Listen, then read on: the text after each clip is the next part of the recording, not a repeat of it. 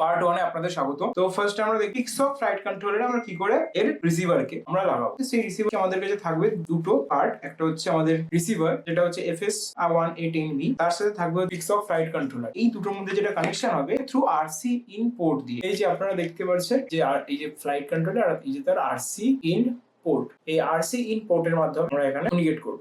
তো সেটা কি করে করবো, তো তার জন্য আমাদেরকে এখানে সার্ভো বলে যে লেখাটা আছে যে পিনটাতে, সেই পিনটাতে আমাদেরকে এরকম ভাবে লাগাতে হবে যাতে নেগেটিভ দিকটা থাকে এই দিকে, মানে যেদিকে পিন লেখা আছে সেদিকে থাকবে নেগেটিভ আর ওই দিকটা থাকবে সিগন্যাল। তো এরকম ভাবে আমাদেরকে লাগাতে হবে। এই যে এরকম ভাবে লাগানোর পর আমাদের কাছে থাকবে এই পুরো একটা সেটআপ। এই ফুল সেটআপটা এবার আমাকে এখানে লাগাতে হবে। তো তার জন্য এখানে মার্কিং করা আছে মাইনাস, প্লাস এবং সিগন্যাল, মানে মাইনাসটা থাকবে উপরের দিকে, সেখানে মাইনাসটা মানে আমাদেরকে এরকম ভাবে লাগিয়ে দিতে হবে।